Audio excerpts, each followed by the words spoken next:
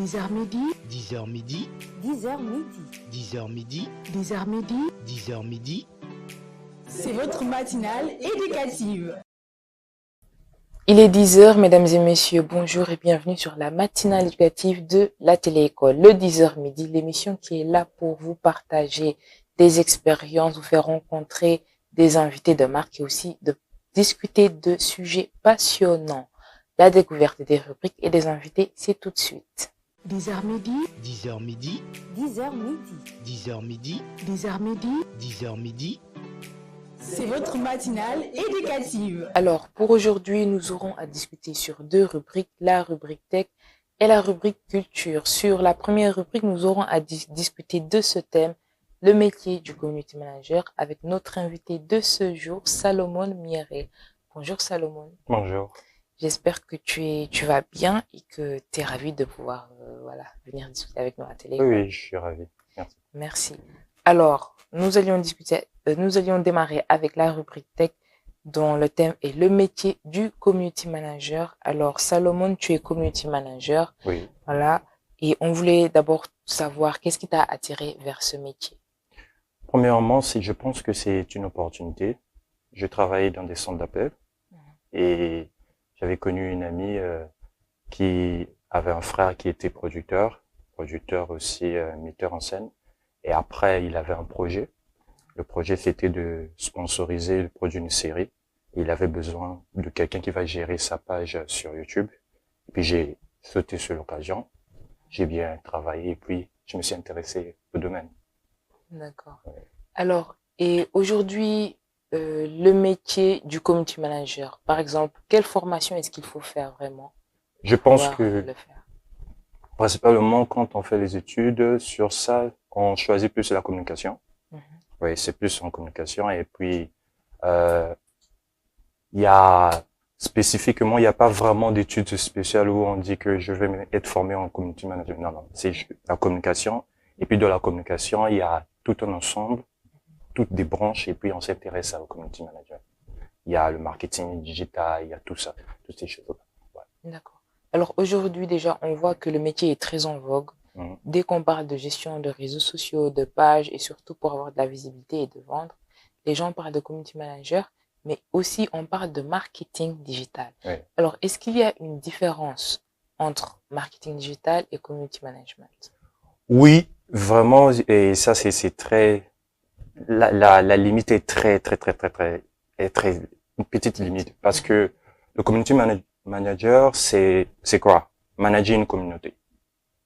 C'est-à-dire, je suis sur les réseaux sociaux, je suis en face avec la communauté de la page, du produit, et je suis en interaction. Et puis, le marketing digital, c'est plus profond que ça. C'est pas seulement gérer une communauté, mais c'est aussi vendre. Prendre un produit, le vendre aux internautes. Savoir valoriser le produit. Ce que l'expert en marketing digital pourra faire avec le produit, c'est pas ce que le community manager va faire. Lui, il a juste à gérer, répondre aux questions. L'interaction. Oui, les interactions, veiller à l'engagement, mais le marketing digital, c'est presque une science, en fait. Il faut vraiment être poussé, il faut être d'abord expert en vente, connaître comment les gens se comportent sur les réseaux sociaux, maîtriser beaucoup d'outils. Celui qui est en marketing digital gère des outils que le community manager n'en a pas vraiment besoin. C'est un peu comme ça. D'accord. Et aujourd'hui, le community manager, donc, il gère une communauté. Oui. Tout à l'heure, tu as dit que la personne qui t'a attiré, en tout cas, à aimer ce métier, c'est une personne qui avait besoin que quelqu'un gère sa chaîne YouTube. Oui. Alors déjà, gérer une chaîne YouTube, Oui. une page Instagram ou une page Facebook, Oui. quelle est vraiment la différence et quels sont les différents défis qui y sont? Waouh, ça c'est une très belle question parce que chaque réseau social a sa politique et a sa stratégie. On peut pas utiliser la même stratégie qu'on a utilisé YouTube avec Instagram. C'est ça ce que je dis souvent avec les personnes qui viennent me solliciter. Facebook, il y a une tranche d'âge. Il y a des gens d'une certaine tranche d'âge qui vont à Facebook. Et il faut d'abord les connaître, les identifier et savoir quel est le produit. Je dis toujours aux gens qui viennent me consulter de vérifier leurs produits. Qu'est-ce qu'ils veulent vendre et à quelle tranche d'âge et quelle cible, quelle est leur cible. Donc, Instagram, c'est différent de Facebook. Facebook, c'est différent de YouTube. Et les gens ne comprennent pas ça. Il y a des gens, quand ils vont sur les réseaux sociaux, ils essaient de se lancer dans tous les réseaux sociaux. Non, ça se passe pas comme ça. Il faut connaître quelle est la tranche d'âge, quelle est la cible de votre produit. Il faut vraiment maîtriser son produit. Et donc, il y a une grande différence, je pense. Il y a une grande différence entre les réseaux sociaux. Surtout, Instagram, il y a plus les jeux, il y a plus de jeunes. Facebook, c'est un peu mitigé. Il y a il y a plus les gens de la tranche d'âge trentaine, quarantaine, et il y a moins des adolescents, puisque les adolescents aujourd'hui, ils vont plus sur TikTok. TikTok, c'est le réseau social des adolescents. Donc, on peut pas utiliser une politique où on a commencé à YouTube, l'utiliser sur Facebook et sur Instagram ou bien sur TikTok. C'est vraiment difficile. Et beaucoup de personnes dans le milieu ne le savent pas. Ils ne savent pas. Donc, la stratégie qu'on va utiliser pour vendre, par exemple, sur Instagram ne sera pas la même Non, que sur ça sera TikTok pas la même. et autres. Ça sera pas la même. Voilà. Et donc là, en fait, ça peut expliquer le fait que il y a des marques, il y a des entreprises. Vous pourriez les voir sur Instagram et TikTok et vous allez voir que sur sur TikTok, elles sont beaucoup plus actives. Vous allez voir, par exemple, elles ont une page sur Instagram et TikTok, mais vous allez voir que elles sont beaucoup plus actives sur Instagram. Exact. Mais ce qui est paradoxal, on dit toujours à la personne aujourd'hui qui vend des produits ou qui véhicule un service d'être présent sur tous les réseaux sociaux. Est-ce que le fait de ne pas être présent sur les réseaux sociaux amoindrirait les chances pour cette personne ou cette entreprise de réussir? Ça dépend du réseau social. Il faut pas, je dis toujours aux personnes qui me contactent de ne pas chercher à être sur tous les réseaux sociaux. Ça ne marche pas. C'est une illusion. Parce que votre produit est spécifique à une certaine tranche d'âge, une démographie de personnes, un certain style, c'est ça. Et les gens ne comprennent pas ça. Les gens veulent avoir directement de l'audience sur les réseaux sociaux. Être visible, mais ça marche pas. Ça marche pas. Moi, j'ai connais des personnes qui ont produit un restaurant, ils sont allés sur Facebook, ils ont échoué. Ils ont complètement échoué. Ils sont allés sur TikTok, ils ont échoué.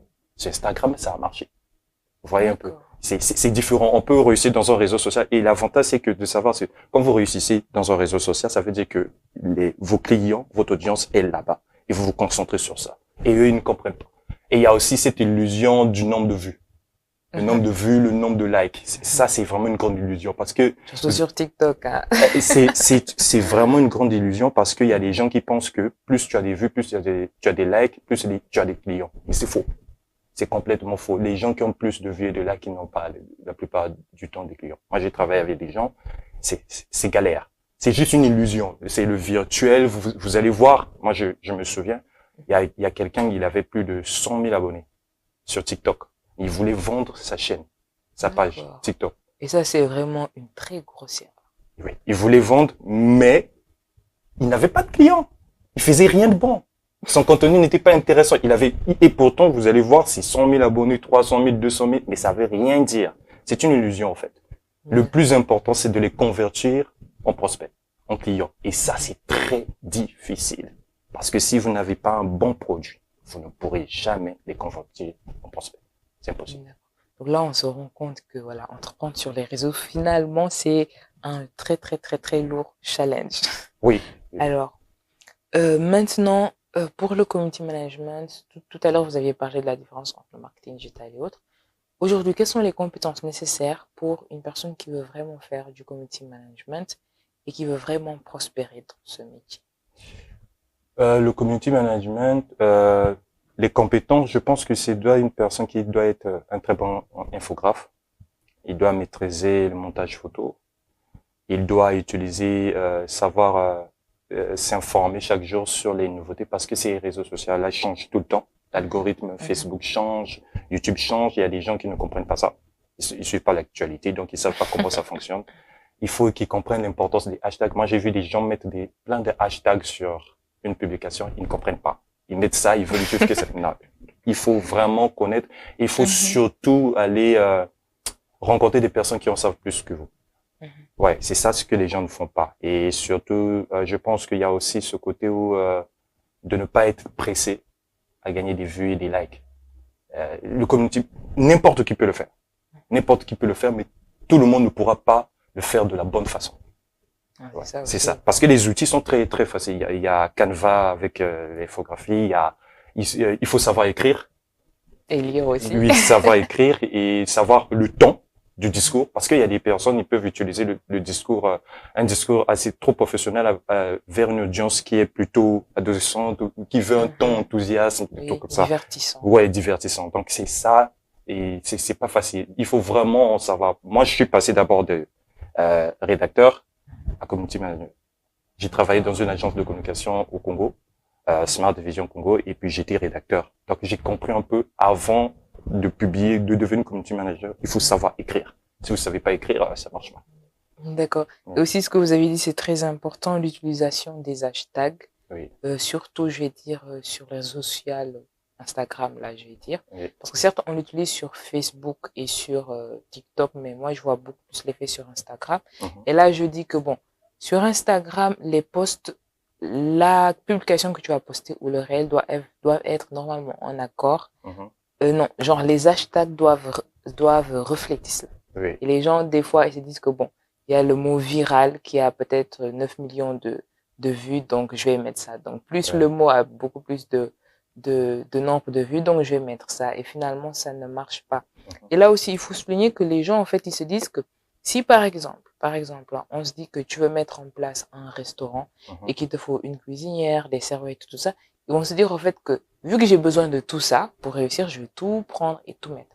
Maintenant, il faut savoir que chaque projet ou chaque entreprise ou chaque entité a quelque chose de différent par rapport aux autres. Exact. Et ça, c'est vraiment à prendre en compte. Et bien sûr, l'expérience nous le fait dire et aussi nous apprend à mieux mettre en place des stratégies.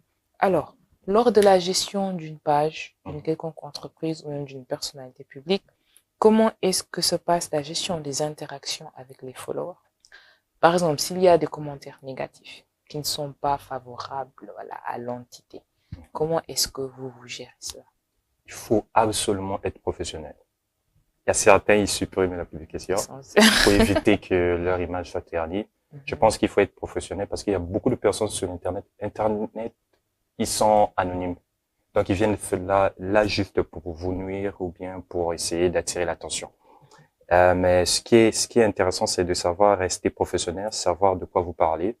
Et les interactions, je pense que il y a une illusion qui existe quand on discute avec les internautes. On pense que en échangeant tout le temps avec eux, que ça veut dire que ça va marcher, on pourra les convertir en prospects. Parce qu'il faut savoir, je reviens sur le prospect, pourquoi? Il faut savoir que les entreprises qui sont sur les réseaux sociaux veulent convertir leur audience en clients. C'est ça leur objectif. Et pour convertir l'audience en clients, c'est très, très pénible. C'est difficile. Il faut vraiment travailler. C'est pas seulement le community manager qui va le faire.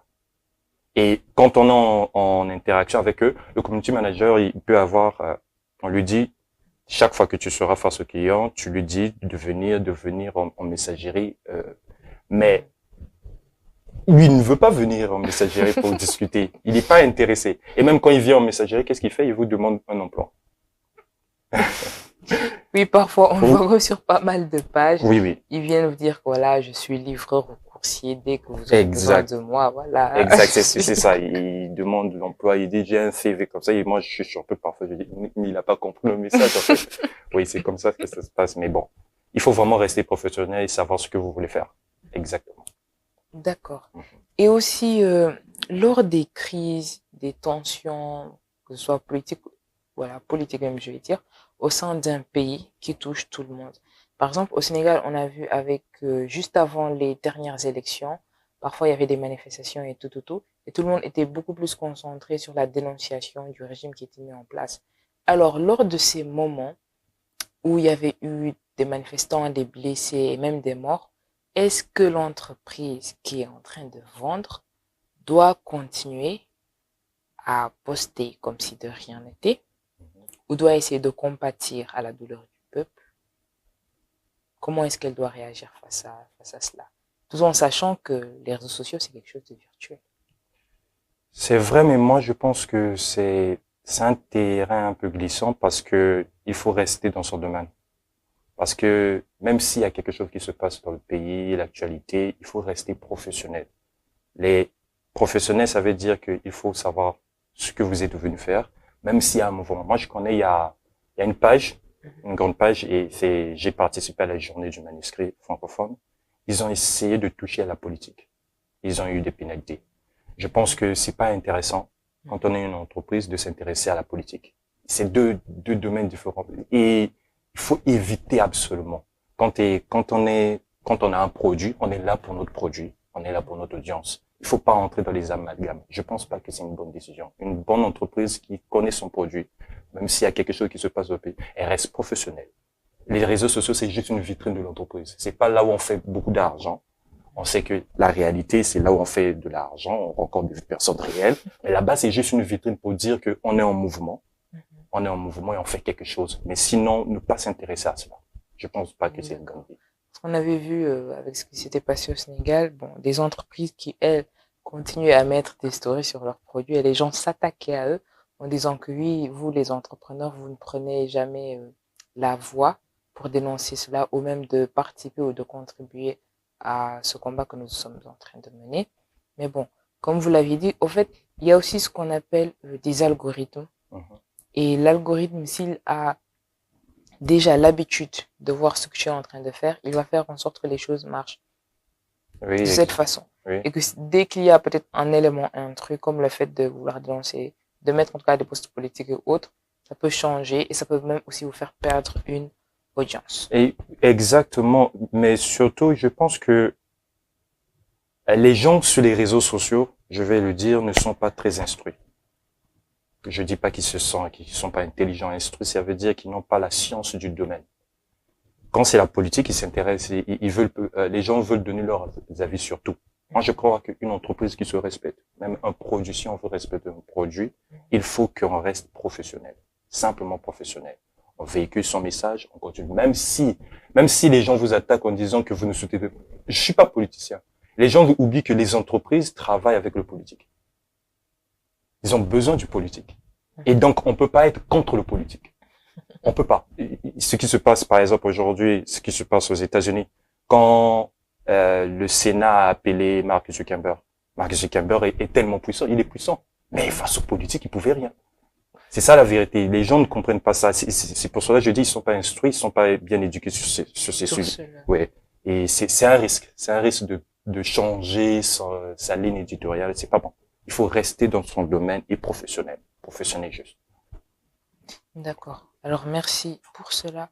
Alors, il y avait aussi un élément que je voulais savoir concernant la différence entre le community manager et le marketing digital. La personne aujourd'hui qui doit gérer les sponsorisations d'une page, est-ce que ça c'est le community manager qui le fait ou le marketeur? Normalement, c'est le marketeur qui le fait, mais le community manager peut le faire aussi. La grande différence, c'est que le marketeur sait comment le faire. Il doit savoir. Normalement, il doit savoir parce que beaucoup ne le savent pas. Et le community manager, lui, cherche juste de provoquer une réaction, appeler l'audience de venir. Le community manager, c'est juste appeler l'audience, qu'ils viennent sur la page, qu'ils viennent voir le produit. Alors que le marketeur, lui, il sait pas seulement appeler l'audience, mais les convertir. Ils ont mené à venir voir le produit. Et beaucoup de personnes, surtout ici au Sénégal, beaucoup de personnes ne le savent pas. Ils savent pas comment ça se passe. Ils sont plus, on est dans cette illusion-là. Cette illusion des likes et tout ça. D'accord. Alors, concernant la sponsorisation, avant de passer à nouveau sur les prospects, est-ce que vous conseillez à une personne qui a une page nouvellement créée, là, comme par exemple, aujourd'hui, je crée ma page et tout, est-ce que vous conseillez pour la première stratégie à faire de sponsoriser la page ou la publication dans un premier temps? Je pense que c'est une mauvaise idée. Parce que si vous sponsorisez, qu'est-ce qui se passe? La page sera connue, non? Mais les gens viendront, qu'est-ce qu'ils vont voir sur la page? Rien. Et c'est pas intéressant. Il y a aucune activité, il y a eu rien précédemment, c'est pas bon. C'est par exemple, il y a une page que je gère actuellement, il y a une page d'un institut. Et c'est quoi? Comment ça se passe? Ils veulent sponsoriser alors qu'ils n'ont pas eu d'activité, ça fait presque 5 mois. Ce qui n'est pas bon. Ce qui n'est pas vraiment bon. Donc la première chose, c'est d'avoir une période d'activité. Je pense que les gens ne sont pas patients. Le problème, c'est ça aussi. Ils sont pas patients. Parce que le problème, c'est qu'il faut que l'algorithme sache que vous avez eu une couverture avant ça. Vous avez eu à travailler. Après, quand vous allez venir sponsoriser, l'algorithme sait que vous avez tel genre de personnes qui viennent sur vos publications, et puis il va chercher les personnes qui ressemblent à au profil de votre communauté. Sinon, La sponsorisation, en tout cas, sera égale à 0. En fait. Et les gens ne le comprennent pas. Et de l'argent perdu. De l'argent perdu, de l'argent perdu. Les gens ne comprennent pas que sur les réseaux sociaux, c'est une question de temps. De temps. Il faut pas en une semaine. Non. Il faut être patient. 1 mois, 2 mois, 3 mois, 6 mois. Et les gens ne le comprennent pas. Malheureusement. Tout le monde est pressé de gagner de l'argent. Ça aussi, il faut le souligner. Oui, ça c'est vrai. Alors, concernant la conversion des prospects en clients. Parce que rappelons qu'un prospect est une personne qui n'est pas au courant qu'elle a besoin de votre produit. Exact. Par exemple, une personne aujourd'hui qui va, on va dire, qui a des cheveux, mais pas de longs cheveux, et voudrait peut-être avoir des produits qui vont rallonger ses cheveux et autres. Donc la personne, dans un premier temps, peut-être qu'elle ne se dira pas que, bon, est-ce qu'il existe même des produits pour avoir beaucoup plus de cheveux? Mais je pense que ça sera à travers la page de faire, en tout cas, de donner peut-être cette illusion, en tout cas, de vendre son produit à ce que la personne qui l'utilise, par exemple, il y aura peut-être une image qui va dire avant, après ou autre pour ses cheveux. Et donc, le prospect sera la personne qui ne sera pas au courant qu'elle a besoin de ce produit et que dès le moment où elle est intéressée par le produit, dès ce moment, elle va devenir, comment dire, donc dès qu'elle est consciente qu'elle en a besoin et qu'elle va l'acheter, là, elle va devenir un client. Oui. Et donc, cette conversion aujourd'hui, déjà, comment est-ce que vous allez attirer le prospect? Et comment est-ce que vous alliez convertir le prospect en client? Quelles sont aujourd'hui les stratégies que vous utilisez? Moi, je suis pas trop dans le marketing digital. Je suis plus community manager. Et bon, j'ai assez de connaissances sur ça, mais ce que je peux dire, c'est que la chose la plus fondamentale, c'est votre produit. Il n'y a pas de magie. C'est votre produit. Les gens ne comprennent pas ça. Si vous n'avez pas un bon produit, si votre produit n'est pas intéressant, ça ne sert à rien. Vous pouvez faire toute la publicité que vous voulez. Ça ne marche pas. Et même les gens qui sont dans mon domaine ne le comprennent pas. Ils peuvent choisir de travailler avec telle marque, telle entreprise, ils ne comprennent pas. Par exemple, aujourd'hui, on utilise les influenceurs. On les utilise pour faire connaître un produit. Et la plupart des influenceurs qui parlent du produit, ils ne l'utilisent pas. Parfois, c'est des mauvais produits. Vous voyez, il y a cette illusion-là. Moi, je pense qu'il y a beaucoup d'illusions sur les réseaux sociaux. Et la vente, la plupart du temps, excusez-moi de le dire, mais il y a plus de 70% de menteurs sur les réseaux sociaux. 70% de menteurs qui mentent. Ils mentent qu'ils vendent. Ils mentent que leur produit est bon. Il y a plus de mensonges. Voilà. D'accord. Et concernant même les mensonges dans les ventes, par exemple sur WhatsApp, parfois à la fin du mois arrive et au Sénégal, comme on aime donner à crédit, on voit des gens mettre des logos de Wave et Orange Money en disant voilà, il faut payer vos dettes. Et là, après, au fur et à mesure que moi j'avance, je me rends compte que ça, en fait, c'est une stratégie pour attirer des clients. Des fois, la personne, elle ne vend rien, mais certainement, ça va, comment dire, attirer l'attention d'un prospect en disant, bah, qu'est-ce qu'elle a vendu, qu'est-ce qu'elle a essayé de récupérer, tout ça. Donc, et cette illusion, en fait, il faut dire aussi que la société accepte cette illusion parce que ces trucs de sponsoring, autrement dit, de prendre des influenceurs et de les payer autres, les gens savent, en fait, bon, bref. Peut-être que c'est par rapport à leur notoriété et de beaucoup plus avoir de crédibilité. Mais d'un côté, on pourrait dire que c'est du gaspillage d'argent. Vraiment. Voilà. Ouais. Mais après tout, bon, la société est tout à fait d'accord avec ça et marche sur cette illusion.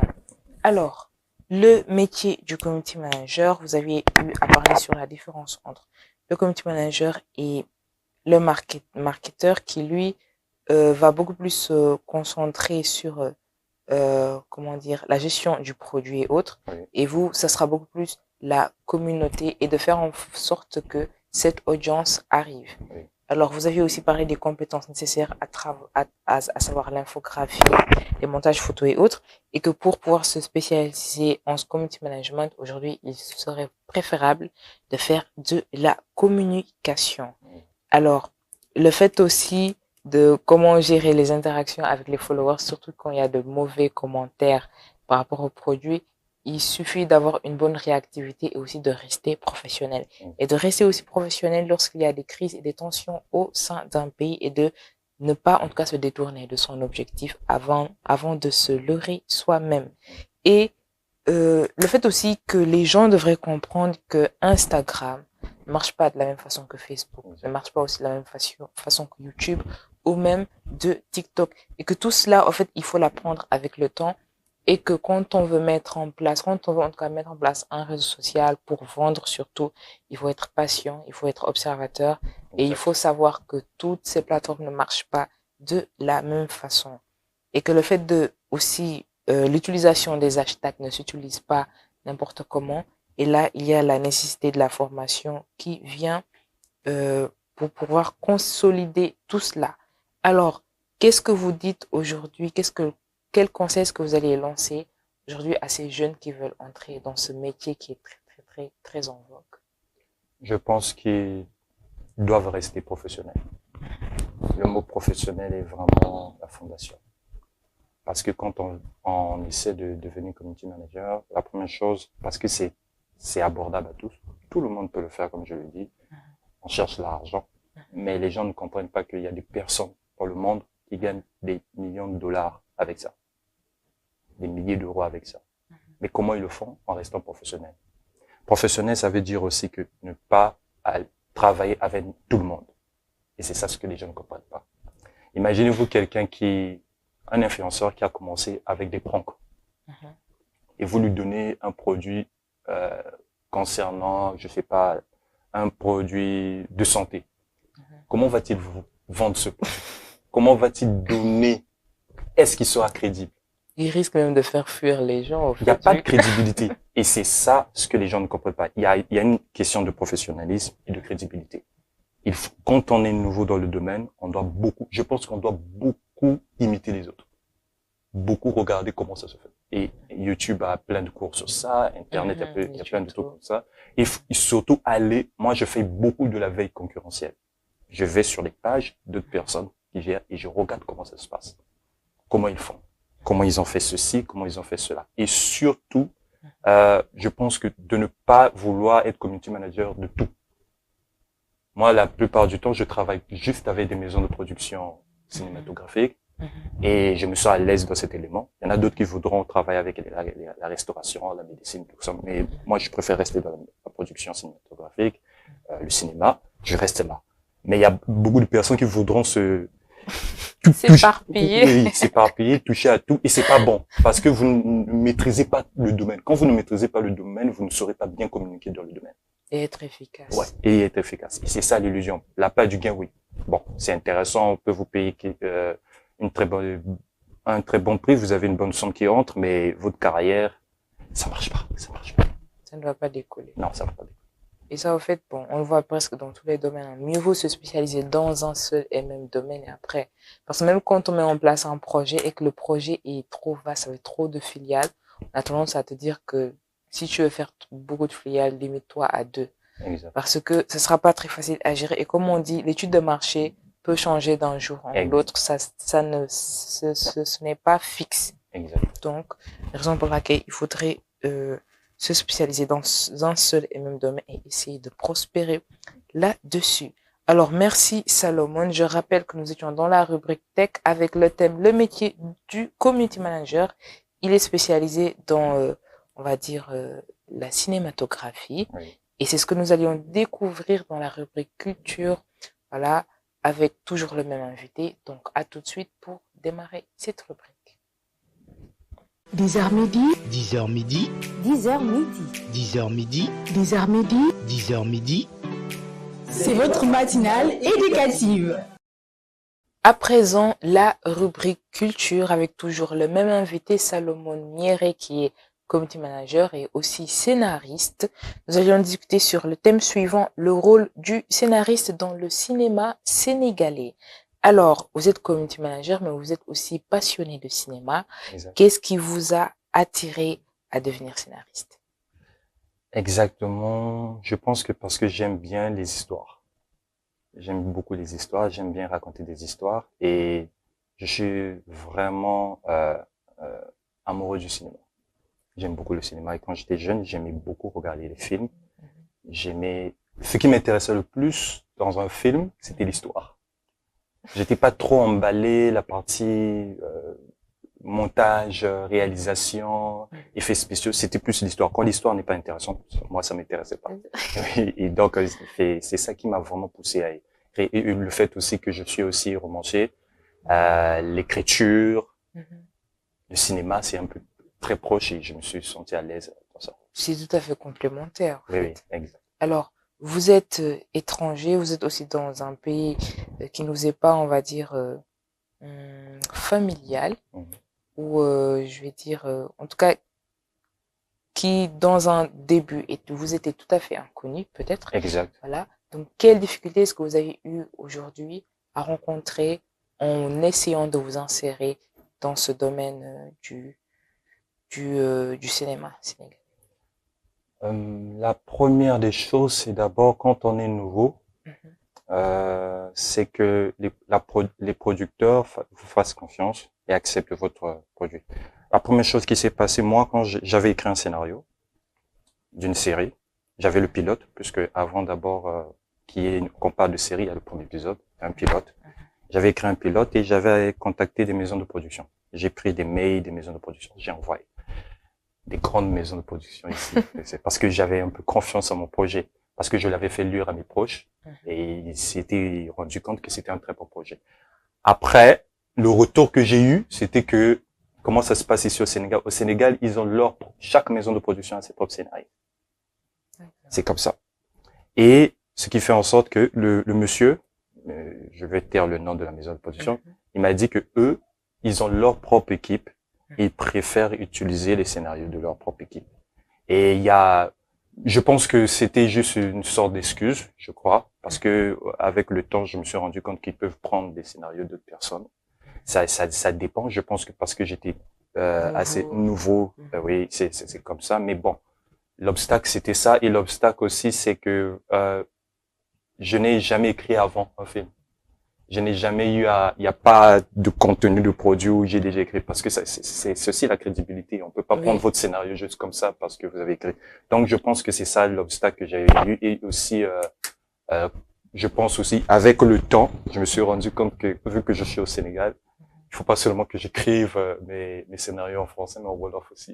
Et c'était ça la difficulté. Et c'est toujours la difficulté, mais heureusement avec les productions, j'ai des personnes qui peuvent m'aider pour ça. Sur la traduction. Oui, c'est la traduction, ouais. D'accord. Et aujourd'hui, bon, déjà, cette manière de faire de certaines maisons de production, on va dire que ça peut décourager ceux qui veulent s'insérer dans le domaine, et que d'un côté, ça peut bloquer beaucoup de choses. Et là, on peut comprendre pourquoi il y a pas mal de maisons de production qui sont en train de naître, parce que si chaque maison de production se concentre sur son propre scénariste, qu'en adviendrait-il de ceux qui viennent et débarquent sur le marché? Et donc, pour pouvoir amener cette crédibilité que vous n'aviez pas eu à l'époque, c'est vraiment de produire déjà quelque chose qui est déjà là. Exact. Mais c'est pas facile. Pourquoi je le dis? Aujourd'hui, les grandes maisons de production font quoi?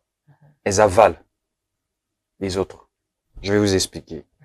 Si par exemple, j'ai un scénario, je l'ai écrit, je suis en train de le réaliser. Une très belle histoire. Mais je suis une petite maison de production. La grande maison de production voit et elle fait le plagiat. Elle va plagier. Le problème, c'est que, avec le plagiat, c'est que, vu que je suis une petite maison de production, je pourrais pas réussir, alors que eux, ils ont une audience. C'est ça ce qui se passe. Et la plupart du temps, il y a beaucoup de scandales sur ça. Il y a eu des jeunes qui ont envoyé leur scénario à des maisons de production. Les maisons de production ne leur ont pas donné l'opportunité d'intégrer, de réaliser leur truc, mais ils ont plagié l'histoire.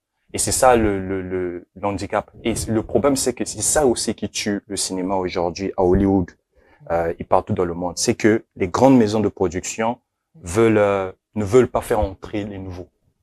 Et donc, la créativité devient limitée. On répète que les mêmes choses, les mêmes histoires. Et quand vous allez regarder le climat du cinéma sénégalais, c'est toujours les mêmes histoires qui se répètent. Ils essaient de changer certaines choses, mais c'est toujours la même chose. Il n'y a pas les gens n'essayent pas d'expérimenter des nouveaux concepts. Et quand on est nouveau, on veut proposer quelque chose de nouveau, mais les gens ont peur du risque. Ils ont peur d'essayer quelque chose de nouveau. Et c'est ça le handicap quand les nouveaux. Et en plus, il y a aussi le fait qu'ils n'ont pas vraiment d'appui. Je suis désolé de le dire, mais quand on est nouveau, il faut vraiment se battre. Moi, il m'a fallu 3 ans pour intégrer une maison de production ici au Sénégal. 3 ans. 3 ans. Et c'est grâce au community management parce que j'ai géré leur page sur les réseaux sociaux et j'ai su profiter de cela. Mais sinon, je pouvais pas. C'est hyper difficile. Oui, c'est vraiment difficile. C'est vraiment difficile. D'accord. Alors, tout à l'heure, vous aviez parlé de créativité. Comment est-ce qu'aujourd'hui, vous travaillez votre créativité ou quel processus est-ce que vous êtes en train de faire pour pouvoir écrire des histoires voilà, qui sont intéressantes? Ça, c'est une très belle question. Je pense que si quelqu'un vous dit qu'il est créatif tout le temps, c'est un menteur. Les bonnes idées viennent quand on n'y pense pas. La plupart du temps, vous allez remarquer que les scénaristes qui ont eu à accomplir des grands projets, la plupart du temps, c'est un seul projet qu'il a travaillé pendant 5 ans, 6 ans, 8 ans. Et d'autres, c'était le seul projet, la seule idée qui lui est venue dans la tête. Et puis il a réalisé, ça a marché. Comme Paul Schelling de Prison Break. Après ça, il n'a rien eu. Et je vous rassure, après ça, il n'a rien eu. C'est pas comme des gens comme Shonda Rhimes qui a fait Grey's Anatomy, Scandale. Elle, c'est parce que elle a travaillé, elle a eu des opportunités, de tout ça. Mais il y a des gens qui réalisent.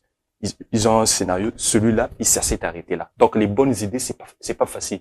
La créativité dans l'écriture, c'est pas facile. Il faut trouver la bonne idée, la bonne idée. Et cette idée-là, des fois, ça vient à un moment que vous attendez le moins.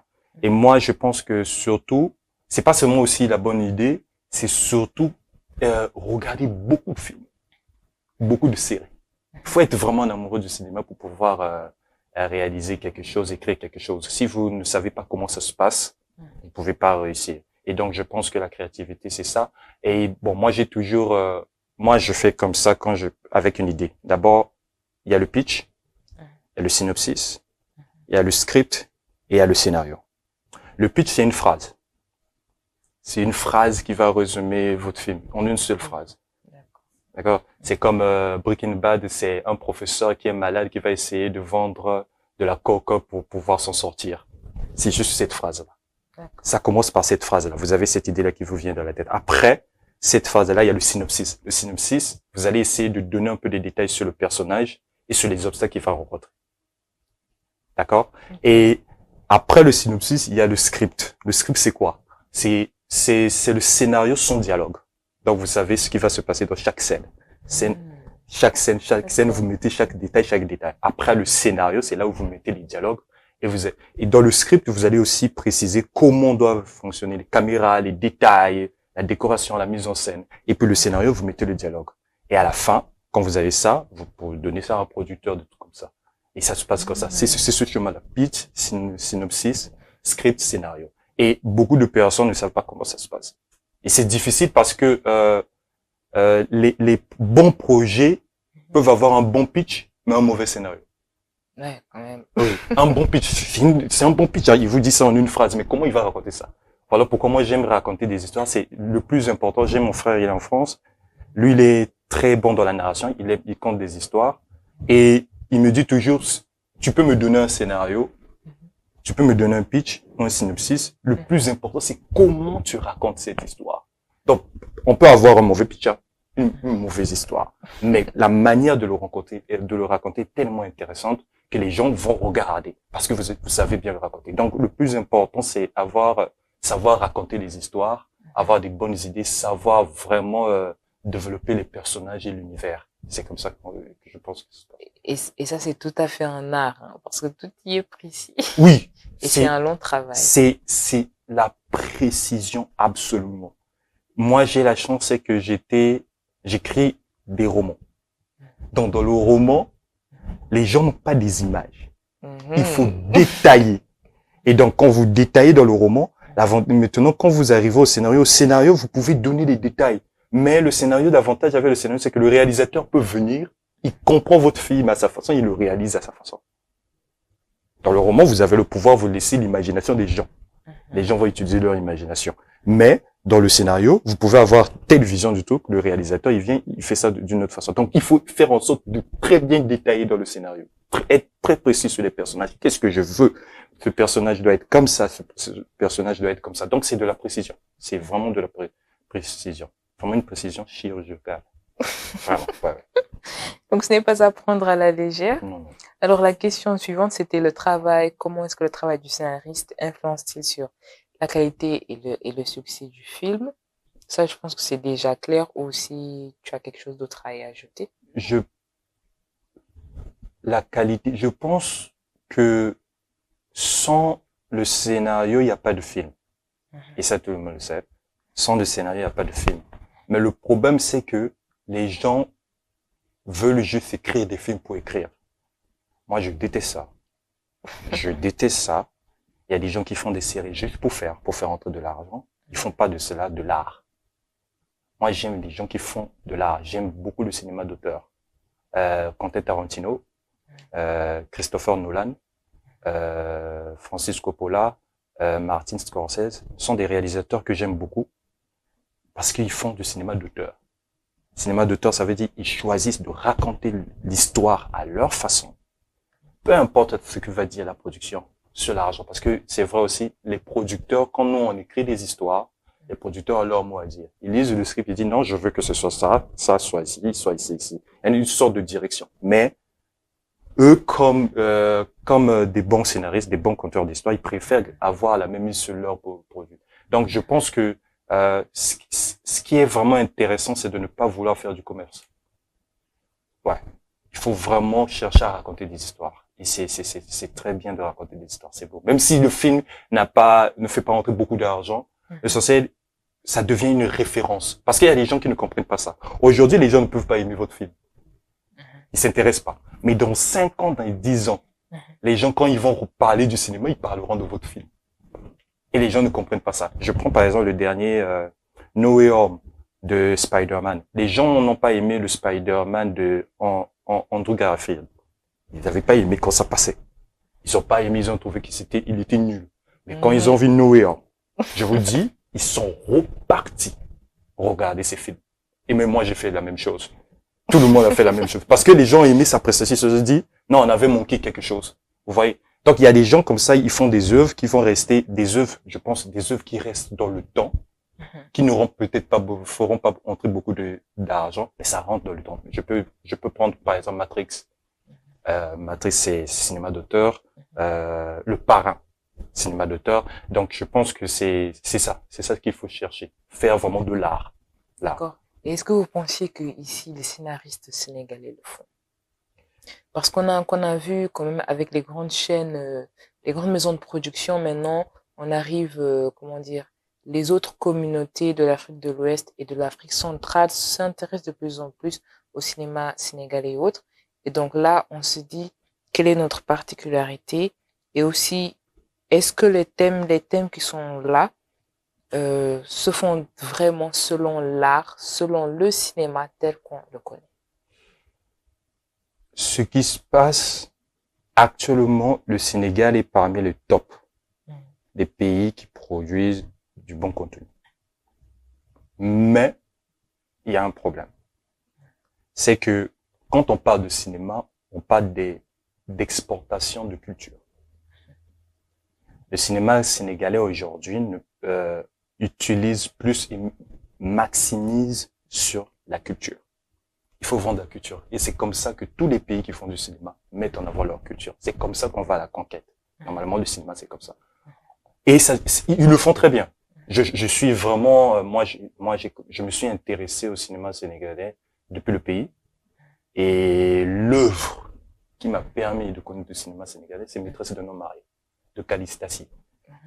C'est ça l'œuvre qui a permis au cinéma sénégalais d'avoir, je sais qu'il y a eu des séries, Pod et Marichou, il y a eu des séries ici, mais l'œuvre qui a fait en sorte que le cinéma sénégalais puisse connaître vraiment, peut être connu, peut-être même mondialement, c'est Maîtresse d'un homme marié. Et quand je me suis intéressé à ça, et quand je suis venu ici, je me suis rendu compte que Maîtresse d'un homme marié avait une méthode, et la maison de production Marodi a commencé à répéter cette méthode. Donc, ce qui se passe, c'est que, actuellement, c'est devenu une industrie. Ce n'est plus je peux pas dire qu'ils ne font pas de l'art, mais c'est devenu une industrie. C'est-à-dire, aujourd'hui, on doit faire du cinéma, on doit faire entrer de l'argent. Donc, on va raconter des histoires intéressantes, de très belles histoires, j'avoue, mais industrie. Et c'est ça ce qui se passe. Voilà pourquoi beaucoup de personnes commencent à venir, parce que c'est maintenant une industrie. C'est-à-dire, on sait comment on compte. C'est comme le marketeur. Si un marketeur qui sait vendre, il va appeler encore des clients. Et les gens vont venir, les gens vont venir. Mais les gens ne vont pas comprendre que ce qu'il fait, c'est du marketing. Ce n'est pas de l'art. Vous voyez un peu la différence. Et c'est ça ce qui se passe actuellement. Et ce qui est bien, c'est que c'est une bonne chose parce que ça fait rentrer de l'argent dans le pays. Ça amène, je pense que ça contribue beaucoup au tourisme, ça contribue. Et même il y a eu des collaborations entre différents pays. Oui, exactement. Comme avec Marie-Paul Adjé qui oui. était venue pour la série Impact. Exactement. C'est ce qui se passe actuellement. C'est vraiment formidable puisque c'est le Sénégal actuellement. Moi, je suis vraiment content que ça se passe comme ça. Maintenant, le problème, c'est que l'art et l'industrie, est-ce que ça collabore ensemble? C'est ça ce qui tue Hollywood aujourd'hui. Hollywood, c'est devenu une industrie. C'est de l'industrie. Ils savent comment gagner de l'argent, comment faire entrer de l'argent, mais ils n'ont plus de belles histoires. C'est comme s'ils n'ont plus d'histoire. Ils répètent que des séquelles, les mêmes histoires. Vous allez remarquer à la télévision, c'est plus les mêmes filles qui reviennent. Le 1, le 2, le 3, le 4, le 5. Le 1, c'est toujours la même chose qu'ils répètent, puisqu'ils ne veulent plus prendre des risques avec d'autres histoires. Et c'est ça ce qui se passe chaque fois qu'on part de la créativité à la vente. D'abord, on cherche à faire de l'art. Après, on commence à chercher à vendre. Et quand on cherche à vendre, on répète la même méthode. Et c'est ça ce qui se passe partout. Vous allez voir, Evan Prod va faire ceci, Marodi va faire ceci. Chacun va essayer de faire quelque chose. Mais les histoires, vous allez voir que c'est presque les mêmes histoires. C'est toujours le même cadre. Et c'est une répétition encore et encore. Bah oui, on le remarque. Hein. Ce sont apparemment que des histoires d'amour, oui. des querelles familiales. Oui. Là, il y a vraiment beaucoup de choses au fait qui manquent parce que le domaine est très vaste. Exact. Et donc, normalement, il aurait dû avoir une diversité tout en sachant que le public qui est là, l'audience qui est là, chacune a sa préférence et chacun aussi est spécialisé dans un domaine. Donc, ça aurait pu quand même faire plaisir à un autre professionnel, comme par exemple le métier d'avocat ou autre, oui. voir représenter ça dans une série et pas forcément une série qui parle d'amour, hein, disons. Exact. Donc, à chaque fois, on parle de trahison, amour, bon. Mais c'est à cause de l'audience, au fait. L'audience, en tout cas, aime ça. L'audience aime vivre aime ça. des émotions oui, fortes. Oui, c'est à cause de l'audience. Des émotions fortes. Alors, et quel rôle pensez-vous aujourd'hui que le cinéma, bon, pas que le cinéma sénégalais, hein, peut jouer dans la sensibilisation et l'éducation du public par rapport à ce qui est fait tout le temps? Il y a une citation, j'ai oublié l'auteur, il dit « Une image vaut 1000 mots ». C'est très, très, très profond, c'est vrai, parce que mieux vaut montrer quelque chose que de faire tout un discours sur ça. Et le cinéma a un grand pouvoir. Je vous dis, le rêve américain, c'est le cinéma. Le rêve américain, c'est le cinéma. La Chine aujourd'hui investit dans le cinéma parce qu'ils savent que ça marche, pour donner une certaine bonne image. Tous les grands pays investissent dans le cinéma. Parce qu'ils ont compris que c'est la seule façon. Là où il y a plus de propagande, là où on va essayer de montrer que la Chine est puissante et les États-Unis sont puissants, c'est ça. Vous avez déjà vu un film où les Américains ont perdu? Non, il y en a pas. C'est parce que le cinéma, c'est politisé, c'est comme ça, on doit donner cette image. Et donc, il y a un très grand rôle, et je pense que aussi, ce qui se passe actuellement, c'est que les gens ne comprennent pas ce qu'on peut faire du cinéma. Beaucoup de sensibilisation. Moi, actuellement, j'ai un projet qui est actuellement en production, avec une maison de production. Ça parle des influenceurs. C'est un moyen pour moi d'éduquer les gens sur ce que c'est l'influence. Et comment ça se passe. C'est un très bon sujet d'actualité. On choisit. Maintenant, tout dépendra de la manière que je vais raconter l'histoire. Est-ce que je vais mettre l'accent sur certains points négatifs ou positifs? Vous voyez comment ça se passe. Donc, je peux choisir un sujet. Parce que moi, je dis toujours, un scénariste, c'est comme une personne qui fait de la dissertation. Je prends un sujet, je le traite, antithèse, thèse, synthèse. Et je présente cela aux gens pour les éduquer. C'est comme ça que normalement qu'on fait. On cherche réellement à éduquer les gens. Mais la plupart du temps, les gens ne le font pas. Et c'est ça qui tue un peu cette partie où on va voir des films. On aimerait voir des films avec ses parents. C'est vrai. Mais il y a des films on peut pas voir avec ses parents. Des séries qu'on peut pas voir avec les parents parce que ça tourne toujours autour des mêmes choses. C'est pas intéressant. Alors qu'il y a des films, des séries qu'on peut voir avec ses parents. Moi, je me souviens, j'ai regardé beaucoup de films avec mon père. C'était des films où je n'ai pas honte de voir cela avec mon père parce que ça éduquait. Mon père savait que ça m'éduquait et ça l'éduquait. Donc, c'est comme ça, je pense. Il faut vraiment se focaliser sur Oui, parce que avant même, on disait que les films d'avant étaient beaucoup plus intéressants que les films de maintenant. Absolument. Les films de maintenant, il y a tellement de paramètres. Voilà. Ce qui exige aux parents, parfois à la télé, de mettre des codes parentaux ou ce genre de choses. Alors, vous êtes vous êtes scénariste. Oui. Est-ce que vous aviez un projet aujourd'hui que vous vouliez partager avec notre audience, qui est peut-être différent de ce que les Sénégalais proposent, ou qui est en tout cas dans vraiment le domaine du cinéma? Bon, actuellement, je suis en train de travailler sur 3 projets. Il y a avec la maison de production Falima et Falima Productions. Le projet, c'est une série. La série s'appelle Influence. Nous sommes en train de travailler sur ça. Et je pense que dès qu'on aura les premières vidéos, je pourrai en parler. Mais actuellement, on est en train de travailler. C'est d'abord en traitement. On a déjà fait le casting, tout cela. Et donc, il reste juste la réalisation et les tournages. Il y a ce projet-là. Il y a un autre projet avec un producteur qui m'avait contacté pour que j'écrive une histoire. Ça aussi, on est en train de traiter. La plupart de mes projets sont actuellement en traitement. Mais ce que je peux dire, c'est que c'est des histoires que les Sénégalais n'ont pas encore vues et la manière de raconter, non, c'est pas la même chose. Il y a pas d'histoire d'amour. Il y a ce côté plus sujet, thème, intelligence, stratégie, où on montre vraiment quelque chose d'assez intéressant, drame. Je suis plus dans cela. J'aime bien le suspense et j'aime bien des histoires qui sont plus dans la stratégie. Ouais. D'accord. Alors ça, c'est super. Bon, là, je vais un tout petit peu comme quitter le Sénégal. Je sais pas si vous avez une culture générale concernant le cinéma japonais quand même. Et là, je vais beaucoup plus parler des films d'animation, des mangas et autres. Oui. Où là, quand même, on voit à quel point ils ont une audience en national comme en international. Oui. Où on voit qu'on parle pas que d'histoire d'amour, mais on parle de beaucoup d'éducation, de culture générale, Oui. d'histoire, pas que le Japon, mais qui touche carrément toutes les nations. Et ça, c'est vraiment à saluer. Alors, tout à l'heure, vous aviez parlé d'écriture.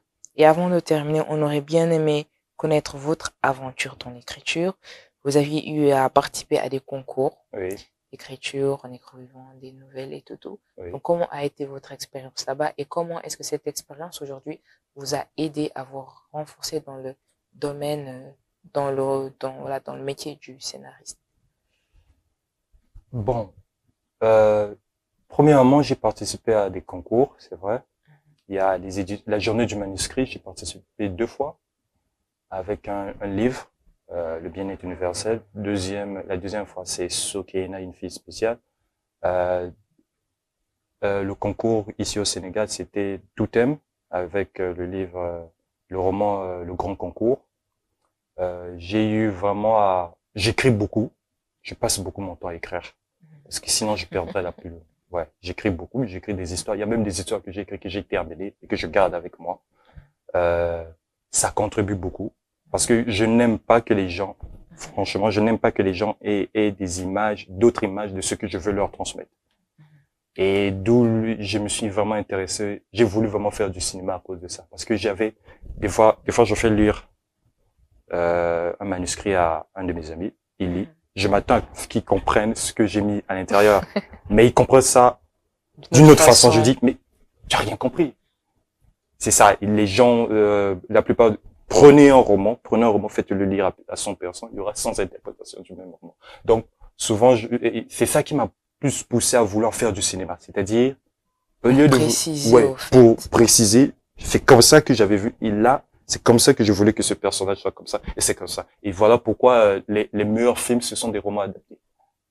Ouais, quand même. Oui, surtout les films d'horreur. Oui, c'est des romans adaptés. Et c'est comme ça que je pense que ça devait se passer. Donc, je pense que je dirais pas, je n'ai pas été un bon écrivain, un bon romancier. Je suis pas bon. Ça, il faut avouer. Non, non, j'ai pas été un très Non, bon. mais est-ce que c'est parce que vous n'avez pas été bon, ou c'est parce que, au fait, c'est ça le pouvoir de l'écriture.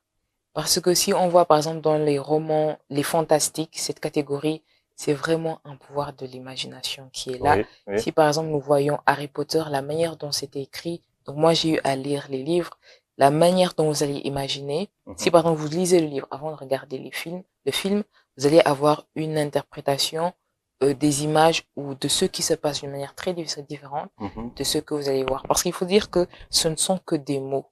Et Exact. notre cerveau va nous servir vraiment à imaginer comment est-ce que ces mots vont se transcrire dans la réalité.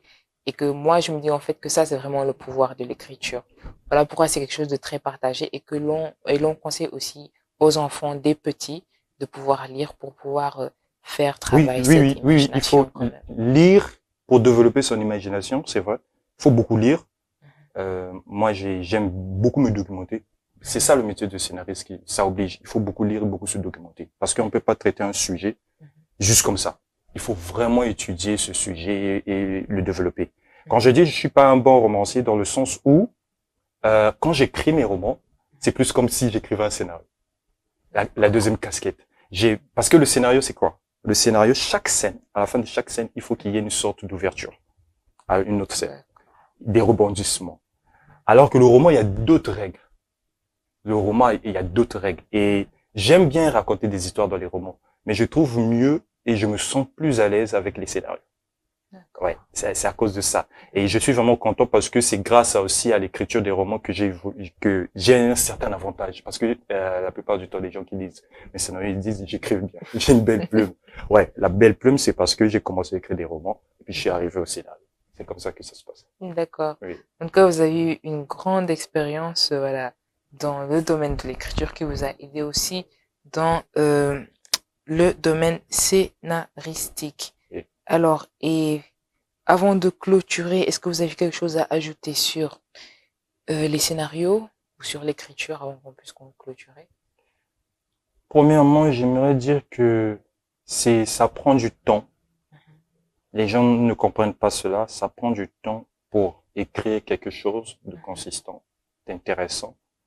Il ne faut pas chercher à produire que pour produire.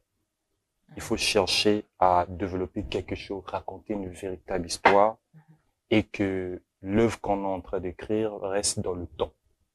On n'est pas ici pour être des figurants. Personne ne veut juste dire que j'ai fait. Non, c'est pas intéressant de vouloir juste faire. Il faut raconter des histoires qui vont intéresser les gens et qui vont marquer les gens. Moi, j'ai été marqué par l'histoire Jane Austen qui avait écrit Orgueil et Préjugés. Je l'ai lu plusieurs fois, je pense que même 30 fois. J'ai vu l'adaptation dans le film. Je pense que cette œuvre-là va rester même dans son temps. On va regarder, lire Orgueil et Préjugés. Mais Orgueil et Préjugés, c'est pas seulement un roman. Ça va au-delà d'un roman. Il y a beaucoup d'enjeux à l'intérieur. Ça résume, Orgueil et Préjugés, ça résume les histoires d'amour entre les hommes et les femmes. Soit l'homme est orgueilleux, soit la femme a des préjugés, soit l'homme a des préjugés, soit la femme est orgueilleuse. C'est surtout ça que les gens ne comprennent pas. Et il y a une chose, c'est que Jane Austen, quand elle écrivait, elle n'avait pas le succès qu'elle a aujourd'hui, dans notre génération. Elle n'était pas connue. Elle n'avait pas réussi comme aujourd'hui. Donc, il faut surtout chercher à faire des choses à travers le temps. Et moi, c'est ce que je cherche.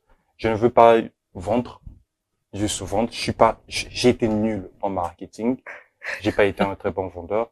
Mais je veux qu'aujourd'hui, que dans 5 ans, dans 10 ans, quand je ferai quelque chose, comme les enfants me poseront la question, papa, t'as fait telle chose, qui comprennent que j'étais là pour accomplir quelque chose, pour apporter quelque chose. Et c'est ça mon objectif ici. Si tout va bien, aussi, ici au Sénégal, mais les séries que je suis en train d'écrire, les séries qui sont en production, j'aimerais que ça reste dans le temps, que les gens en parlent.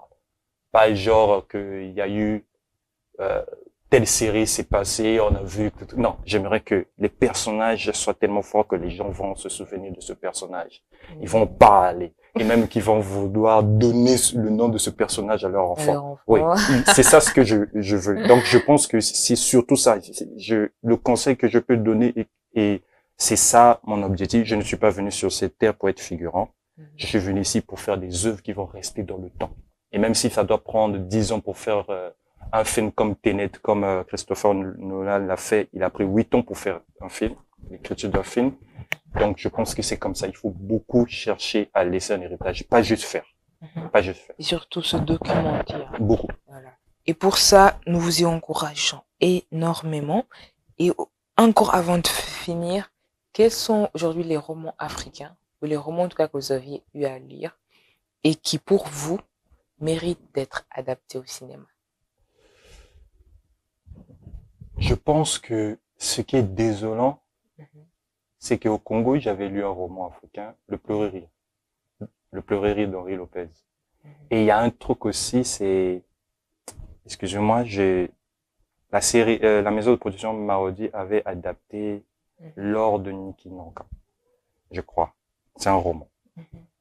Je pense que si les maisons de production le font le plus souvent, on aura de très belles histoires.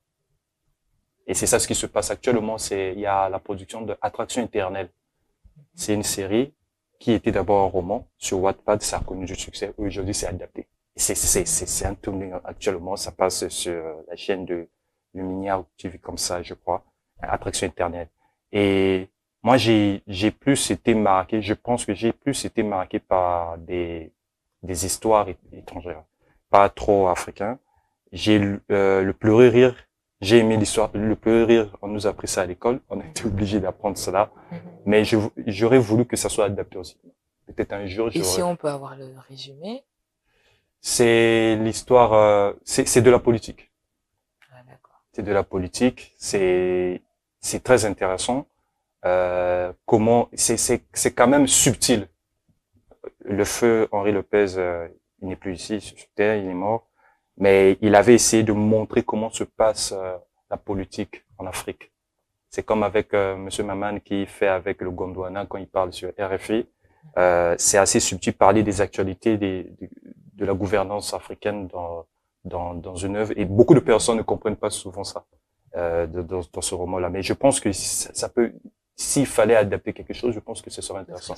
Oui, ça serait très bon. Et moi aussi, je vais essayer de te conseiller un roman qui pourrait être adapté au cinéma. L'auteur est Amadou Ampateba, Oui. L'étrange destin de Wangrin, un livre très volumineux, mais à la fin, en fait, on comprend le malheur des politiciens. On comprend à travers une histoire très simple, hein, comment est-ce que ces politiciens, avant d'être politiciens, comment ils sont, comment ils se comportent, Oui. et dès qu'ils ont le pouvoir, le changement de visage, le changement de la façon dont ils étaient en train de faire et tout et tout. Oui. Et ça aussi, c'est une histoire vraie. Oui. Voilà, c'est parce que, voilà, comment dire, il était même demandé à celui qui l'a écrit de ne pas révéler les vrais noms, Oui. parce que la famille est toujours vivante au Mali, si je me trompe pas. Et dans L'étrange destin de Wangrin, même si au fait c'est un enfant qui le lit, parce que moi je l'avais lu en classe de 4e, on a envie d'en savoir beaucoup plus sur la politique, qui est un domaine quand même très complexe, mais la façon dont il l'a écrit à la fin et tout, on se rend compte que dans la vie, au fait, il ne nécessite pas, voilà, de faire n'importe quoi pour arriver à des choses, et que même si tu as des distinctions et tout, n'oublie pas qui tu étais. Donc ça aussi, franchement. J'ai vu voilà. ce livre-là. Mon père lisait ce livre. Mon Voilà. père était lecteur, j'ai vu. Voilà, donc ça aussi, c'est un roman que moi, j'aurais aimé en tout cas, voilà, le voir quand même au cinéma, qui est un roman très instructif et éducatif, hein, franchement. Donc, merci encore à Salomon Mieré pour avoir parlé du rôle du scénariste dans le cinéma sénégalais. Je pense qu'on a eu à apprendre pas mal de choses et de dire, hein, le cinéma sénégalais, il faudrait vraiment qu'il essaye de changer des choses, comme avec Niki Nanka que vous êtes en train de parler. Ça avait été tiré, je pense, d'un mythe ou autre, Oui, d'une histoire, en tout cas, oui. d'une légende et tout ça. Et en Afrique, les légendes ne sont pas assez mises en avant. Elles ne sont pas assez mises. Alors moi, je suis aussi passionnée d'écriture. Il y avait un petit roman que je voulais écrire. Et moi aussi, bizarrement, quand j'écris, je me dis que la finalité, c'est que ça soit vraiment adapté en film Ouais. pour que l'Afrique ait vraiment une marque. Parce que c'est à travers, en fait, les images que l'on Oui, se oui, souvienne les beaucoup images, plus. ça marche beaucoup. Mais même avec les recherches ou même de trouver des noms, c'est tout un problème. Même si tu pars vers d'autres étrangers, des fois, en fait, on voit que c'est beaucoup plus les Africains du milieu de l'Afrique centrale qui sont beaucoup plus, comment dire, intéressés ou cultivés par rapport à leur culture qu'ici au Sénégal et autres. Oui. Bon, au Sénégal, peut-être les gens ils sont cultivés, ils connaissent les histoires, mais ils ne le mettent pas assez en avant. Et ça, Oui. c'est quand même malheureux de le voir. Mais bon, espérons que ça change, et espérons que aussi vos productions qui arrivent, Inch'Allah, puissent faire comprendre cela et attirer l'attention, l'audience aussi sur cette nécessité d'aller sur d'autres thèmes, d'être beaucoup plus diversifié au lieu de se concentrer sur l'amour et la trahison. Oui. Alors, merci beaucoup à Salomon Miere qui est community manager et aussi scénariste. Nous avions discuté sur notre première rubrique, la rubrique tech, sur le métier du community manager, et sur la deuxième rubrique, la dernière, la rubrique culture, avec comme thème le rôle du scénariste dans le cinéma sénégalais. Alors, nous sommes à la fin de notre émission. Salomon, quel est ton dernier mot pour les auditeurs de la télé-école et aussi concernant les deux thèmes que tu as eu à développer avec nous? Je pense que les gens devraient essayer de soutenir les autres quand ils font quelque chose. Je pense que c'est une bonne initiative. Et c'est une opportunité pour moi et c'est vraiment une grande opportunité. Je remercie la télécole de m'avoir invité. Je pense que les gens devraient venir plus regarder parce que je pense qu'il y a eu des meilleurs invités que moi assis sur cette chaise. Oui. Et je peux dire que évitons les illusions sur le métier de community manager. Évitons. Et n'essayons pas de faire croire aux gens qu'on fait quelque chose d'exceptionnel alors que c'est pas exceptionnel. Et restons professionnels. Et concernant le cinéma, je pense que soyons ouverts. N'essayons pas de critiquer ceux qui font. Et vous allez remarquer, je n'ai pas essayé de critiquer. Je critique pas. Je préfère rester nuancé. Je pense que les autres font du bon travail. Mais tout ce que je peux dire, c'est que soyons ouverts et que permettez aux autres de vous proposer quelque chose d'autre. Et c'est ça ce que je peux essayer de voir la différence. Et c'est tout ce que je peux dire. En tout cas, merci beaucoup. Nous avions été ravis d'échanger avec vous. Et là, je vais juste dire d'oser s'aventurer dans l'inconnu. Alors, ça a été un grand plaisir de partager avec vous, également avec les téléspectateurs de Téléécole fidèles à notre programme matinal. Là, le 10h midi, l'émission qui est là pour renforcer votre culture générale dans pratiquement tous les domaines éducatifs pour les enfants ou tous ceux qui sont passionnés vraiment de vouloir avoir beaucoup plus de connaissances et de savoir. Alors disons-nous à très bientôt pour de nouvelles émissions, de nouvelles rubriques et de nouveaux invités qui bien sûr égayeront votre esprit et le feront fonctionner de manière ouverte à tous et de pouvoir aussi vous faire évoluer dans votre domaine professionnel ou dans quel autre domaine, n'importe quel domaine où vous évoluez. Merci et à bientôt. 10h midi, 10h midi, 10h midi. 10h midi, 10h midi, 10h midi, C'est votre matinale éducative. 10h midi, 10h midi, 10h midi. 10h midi, 10h midi, 10h midi. C'est votre matinale éducative.